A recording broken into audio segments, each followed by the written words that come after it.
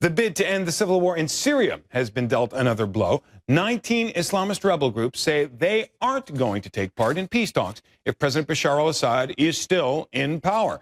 The main opposition group is threatening to pull out as well.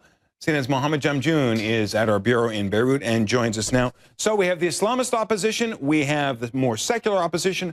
Both groups now plan to boycott?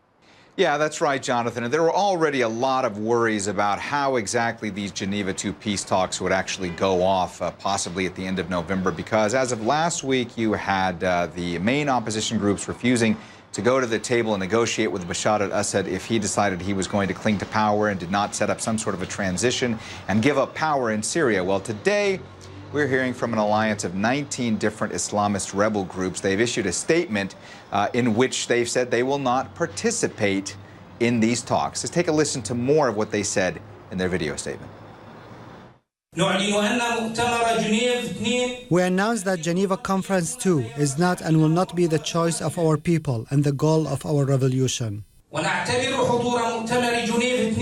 We consider participation in Geneva 2 or negotiating with the regime is trading the blood of martyrs and treason, and those who will be part of it should be held accountable in our courts.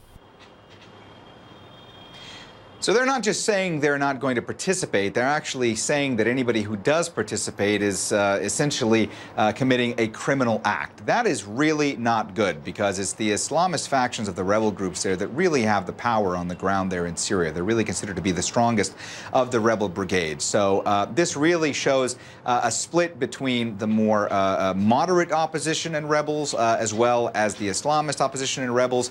This group all along, all of the Syrian opposition, extremely fractured, extremely divisive, and really puts a pallor over the idea of these talks, which even now nobody had known exactly when in November they would take place and who would be there. Jonathan? Now, while the rebels are being pressed to cooperate with efforts to bring peace to Syria, the Syrian government obviously is being pressed to cooperate, and one of the results there has been this agreement that it will give up, it'll catalog and give up all of its chemical weapons. That apparently is going well. Yeah, that's really the only bit of good news that is coming out of Syria-related news today, because the Organization for the Prohibition of Chemical Weapons has disclosed that not only has the Syrian government complied with and met the deadline by which they would submit their formal declaration of their chemical weapons program, but that they actually submitted this to them earlier than expected, 3 days earlier, in fact, this past Thursday.